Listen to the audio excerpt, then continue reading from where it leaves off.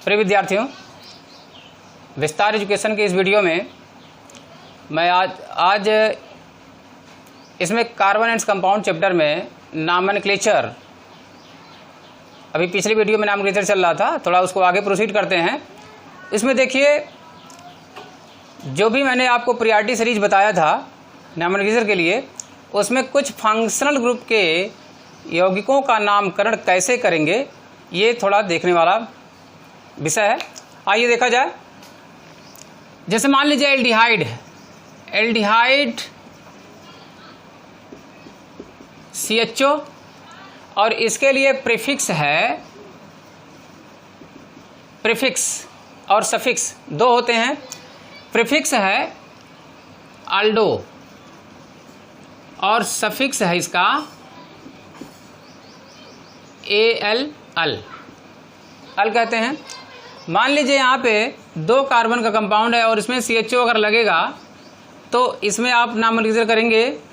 सबसे पहले इस कार्बन में कुल कितने हाइड्रोजन लगेंगे, 3, और यहाँ पर कितने लगेंगे, 2, और नंबरिंग करेंगे आप इधर से 1 2 3। तो 3 कार्बन की चेन के लिए प्रोपेन होता है, PROPANE, प्रोपेन, E हटाएंगे और AL लगाएंगे, प्रोपेनल हो गया। सिमिलरली मान लीजिए कीटोन के लिए है, कीटोन के लिए समझाते हैं। ये पिछले वीडियो में समझा चुका हूँ। कीटोन के लिए समझाते हैं। कीटोन का नामकरण कैसे करते हैं। कीटोन के लिए जो संकेत होता है वो C डबल बॉन्ड O है और 2 बॉन्ड यहाँ खाली है।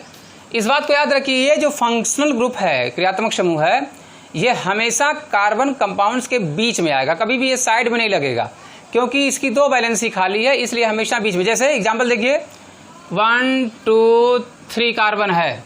अब 3 कार्बन के चेन में या आप C double bond O side में नहीं, सबसे किनारे नहीं कर सकते हैं, या तो इस साइड में या तो इस साइड में नहीं कर सकते हैं, आपको हमेशा इसको बीच में ही लेना पड़ेगा।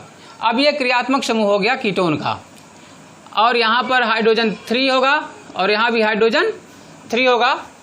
अब ऐसे केस में आप देखेंगे 1 2 एंड 3 कार्बन, 3 कार्बन का जो चेन है, इस चेन में प्रोपेन तो होगा ही, प्रोपेन, और प्रोपेन में से क्या हटाएंगे आप, E हटाएंगे और लिखेंगे ओन, ONE, प्रोपेनोन। क्या नाम हो जाएगा, प्रोपेनोन। तो ऐसे स्थिति में आप मान लीजिए 5 या 6 कार्बन की चेन लेते हैं। ऐसे में देखिए 1 2 3 4 5 6 कार्बन की चेन है। यहाँ पे मान लीजिए आपको कीटोनिक समूह रखना है, आप यहाँ पे रखिए, यहाँ पे रखिए, कहीं भी रखिए। चलिए मान लीजिए यहाँ रखते हैं, तो यहाँ पे हो गया आपका डबल बॉन्ड O। अब ये कीटोनिक समूह हो गया। ये जो समूह है वो कौन सा समूह है, कीटोनिक समूह है, जो सर्कल में दिखाया गया है।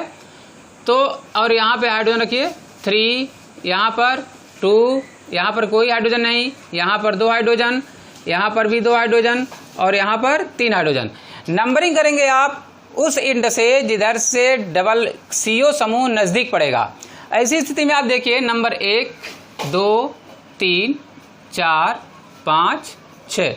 अगर इधर से नंबरिंग करते इस एंड से तो 1 2 3 4, तो इस जो कीटोनिक समूह का जो CO समूह है, इसको 4 नंबर मिलता, इसलिए इधर से नंबरिंग नहीं करना है, आपको राइट हैंड साइड से नंबरिंग करना है जिधर से नज़दीक पड़ रहा है। ऐसी स्थिति में देखिए, तो कितने कार्बन की कुल चेन हुई, 6 कार्बन की चेन के लिए आप नाम रखेंगे हेक्सेन, और हेक्सेन में से क्या हटाएंगे, E हटाएंगे, और नंबर देखिए किस नंबर पर ये कीटोनिक समूह लगा है, तो जितना नंबर है 3 और ओन, हेक्सेन 3 ओन। अब ऐसे केस में आप ऊपर वाले सवाल में कह सकते हैं कि ऊपर वाले में 2 क्यों नहीं लिखा गया है। तो याद रखिए, इसमें अगर जब भी कीटोनिक समूह दूसरे पर रहेगा तो 2 को लिख भी सकते हैं और नहीं भी लिख सकते हैं। तो यहाँ आप प्रोपेन देखिए, प्रोपेन के बाद 2 ओन, प्रोपेन 2 ओन लिख सकते भी हैं, या प्रोपेनोन सीधे आप लिख सकते हैं, कोई दिक्कत नहीं है, ठीक ना। तो ये प्रोपेनोन या प्रोपेन 2 ओन, लेकिन जब भी 2 के अलावा 3 4 5 ऐसे कोई पोजीशन रहेगा तो आपको यहाँ पर उस पोजीशन को दर्शाना पड़ेगा। अब मान लीजिए ये तो कीटोनिक समूह था, मान लीजिए ईथर समूह है। ईथर समूह 2 कार्बन के बीच में जब ऑक्सीजन होता है तब वहाँ ईथर समूह होता है। इसको हम इस तरह इंडिकेट करते हैं ईथर समूह के लिए, और इसका जो साधारण मतलब कॉमन नॉमेनक्लेचर होता है उसको कहते हैं एल्कोक्सी अल्केन। ध्यान दीजिएगा, ईथर के लिए अगर ये याद करते हैं आईयूपीएसी नाम है ये, तो बहुत आसानी से आप इसे यहीं से कैच कर लेंगे, कोई भी क्वेश्चन रहेगा ईथर के लिए। इसमें देखिए 1 2 मान लीजिए बीच में ऑक्सीजन है और यहाँ पे एक कार्बन है।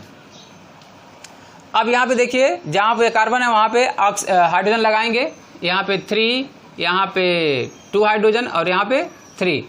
मैंने कहा था कि जब कार्बन चेन के बीच में ऑक्सीजन आ जाए तब वहाँ पे ईथर समूह हो जाता है।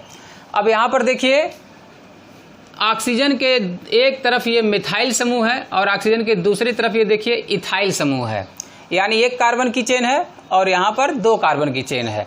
ऐसे में इस ऑक्सीजन को जिधर कार्बन की संख्या, जिस तरफ कार्बन की संख्या कम होती है उसे हम ऑक्सीजन उसी तरफ ले लेते हैं।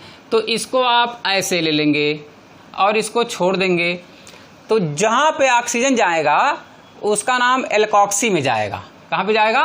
एल्कोक्सी। देखिए नाम ही है ऑक्सी, ऑक्सी फॉर ऑक्सीजन, तो एल्कोक्सी हो जाएगा। और बाकी जो लोग बचेंगे वो कहाँ चले जाएंगे? अल्केन में चले जाएंगे।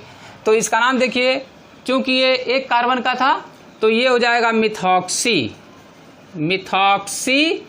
और यहाँ पे 2 कार्बन की चेन है, इसका नाम होगा इथेन, मिथॉक्सी इथेन। अगर ये तो आईयूपीएसी नाम है, यदि आप इसका साधारण नाम पढ़िए तो साधारण नाम में सीधा सीधा है, इधर मेथिल समूह है इधर एथिल समूह है, तो methyl ethyl ether, methyl ethyl ether. इस तरह से ये साधारण नाम है जिसको हम कॉमन नेम सिस्टम कहते हैं, कॉमन नेम। और ये आपका आईयूपीएसी नेम है। एक एग्जांपल और लेते हैं ईथर के लिए।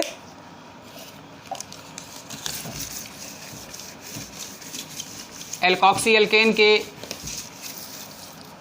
मुख्य इसमें नामकरण करता है एल्कोक्सी अल्केन, जो आईयूपीएसी नॉमेनक्लेचर में चलता है। मान लीजिए यहाँ पे 1 2 बीच में ऑक्सीजन रखिए, यहाँ पे भी मान लीजिए 2 ही कार्बन रखते हैं, 2 कार्बन इधर है 2 कार्बन उधर है।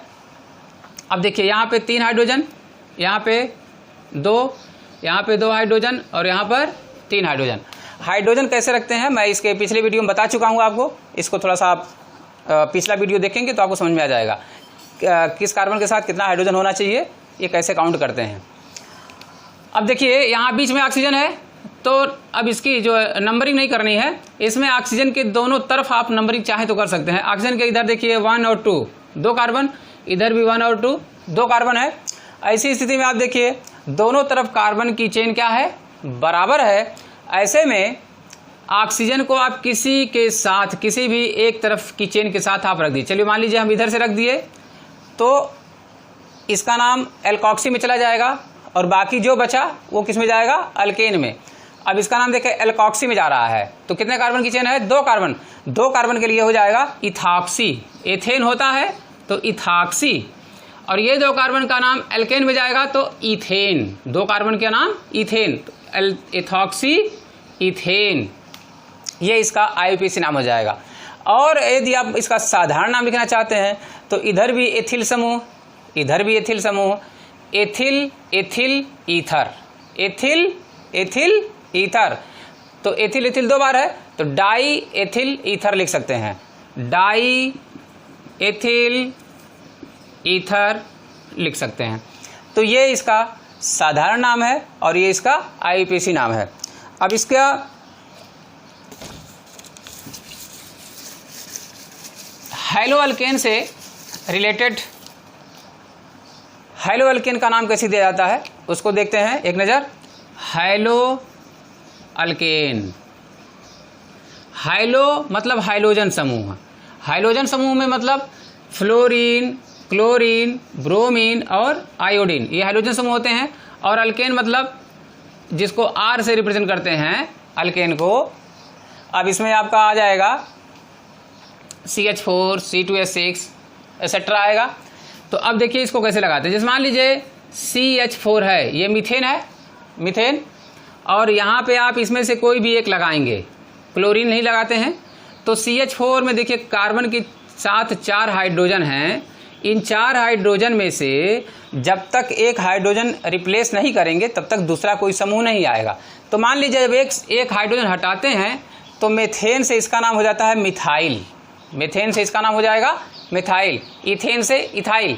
ऐसी स्थिति में अब यहाँ Cl जब लगाएंगे तो अब इसका नाम यहाँ हेलो अल्केन के तहत जो आएगा वो क्या होगा, हेलो अल्केन। तो यहाँ हो जाएगा क्लोरो, क्लोरो, और कितने कार्बन की चेन है, एक कार्बन की चेन है ये, तो मीथेन, क्लोरो मीथेन। तो ये यहाँ पे IUPAC नाम है। जबकि साधारण नाम जब लिखेंगे तो मिथिल क्लोराइड बोल देंगे, मिथाइल क्लोराइड। साधारण नाम मिथाइल क्लोराइड। तो ये साधारण नाम है नीचे वाला, ऊपर वाला IUPAC। एक एग्जांपल और देखिए, मान लीजिए अल्केन है, अल्केन यहाँ पे 2 कार्बन का है, 2 कार्बन का अल्केन है।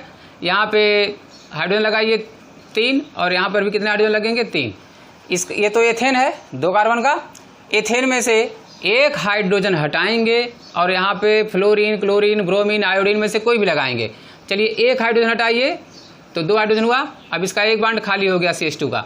अब यहाँ पे मान लीजिए आप I लगा दीजिए, तो I का नाम आयोडो, अगर फ्लोरीन होता तो फ्लोरो, ब्रोमीन होता तो ब्रोमिडो या ब्रोमो। तो यहाँ पे आयोडो, आयोडियो, आयोडो 2 कार्बन का है, इथेन, आयोडो इथेन। तो ये नाम है IUPAC नॉमेनक्लेचर हेलो अल्केन के लिए। और जब इसका कॉमन नाम लेंगे तो देखिए 2 कार्बन की चेन है, एथिल,